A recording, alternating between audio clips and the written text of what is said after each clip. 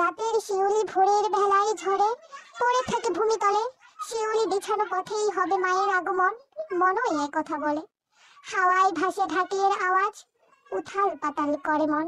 ঘরের ভিতরে বন্দি থাকার ইচ্ছেটা বুঝি সবার আতঙ্কের কারণ। আসসালামু আলাইকুম, আপনারা সবাই কেমন আছেন? আজকে চলে এসেছি আমার আনারি হাতের একটি হ্যান্ড পেইন্ট নিয়ে।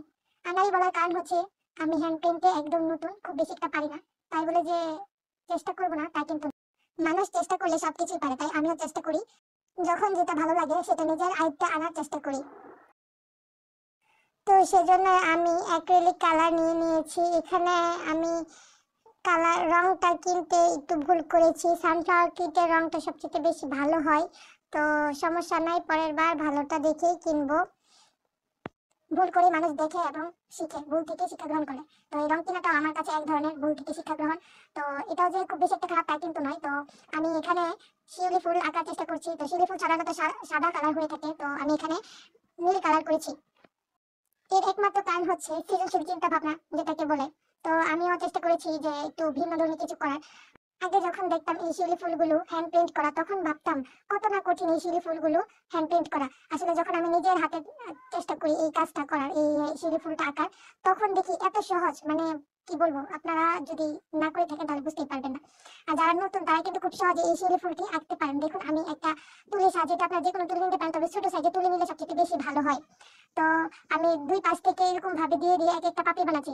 দেখুন খুব সহজে আমি কিন্তু এক একটা পাপড়ি বানিয়ে 5-6টা পাপড়ি দিয়ে এক একটা ফুল তৈরি করে ফেলেছি।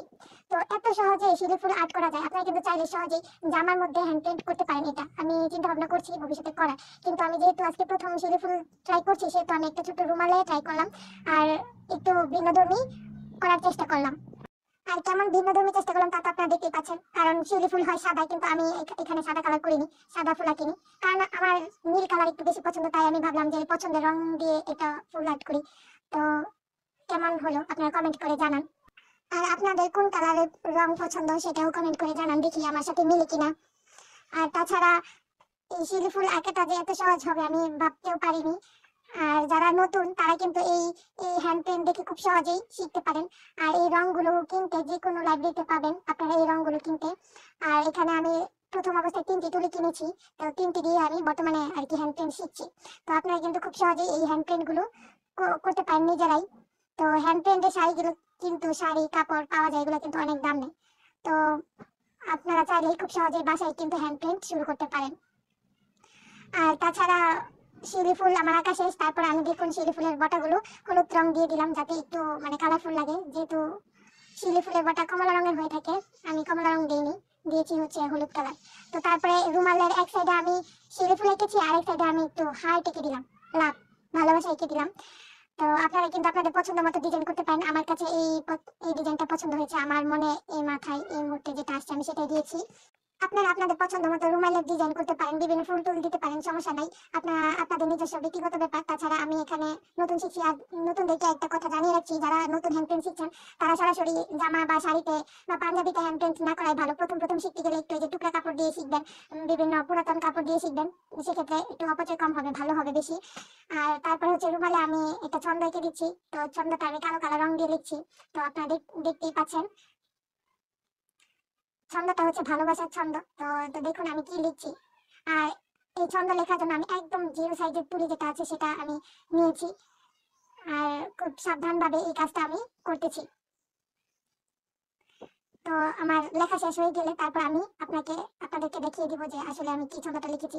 এখানে রুমাল আপনারা আপনাদের প্রিয় মানুষকে দিতে পারেন হ্যান্ড পেইন্ট করে। এখানে আপনারা আপনাদের পছন্দ মতো ছন্দ, স্ট্যাটাস, মান অভিমানের গল্প লিখতে পারেন, সমস্যা নাই। প্রিয় মানুষকে দিতে পারেন এই রুমালগুলো বানিয়ে হ্যান্ড প্রিন্ট করে।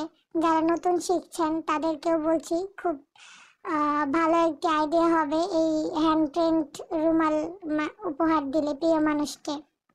আর শুনেন, একটি কথা বলে রাখি, আমার এই ভিডিওটি যদি আপনার কাছে ভালো লেগে থাকে তাহলে লাইক ও সাবস্ক্রাইব করে আমার পাশে থাকতে পারেন। এটা আমি অনেক কৃতজ্ঞ থাকবো আপনার প্রতি।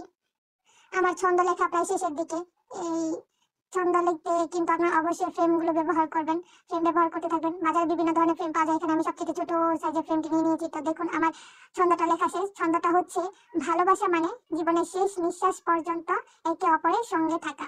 তো আমার রুমালটি তৈরি করা শেষ। তো দেখুন লাস্ট ফিনিশিংটা কেমন হলো।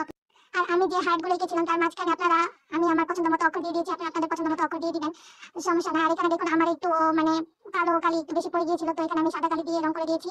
তো আমার রুমাল তৈরি করা শেষ, এবার শুধু আমার এই রুমাল তৈরি ভিডিওটি কেমন লাগলো কমেন্ট করে জানাও, আর ভালো লাগলে লাইক ও সাবস্ক্রাইব করে পাশে থাকো। ধন্যবাদ।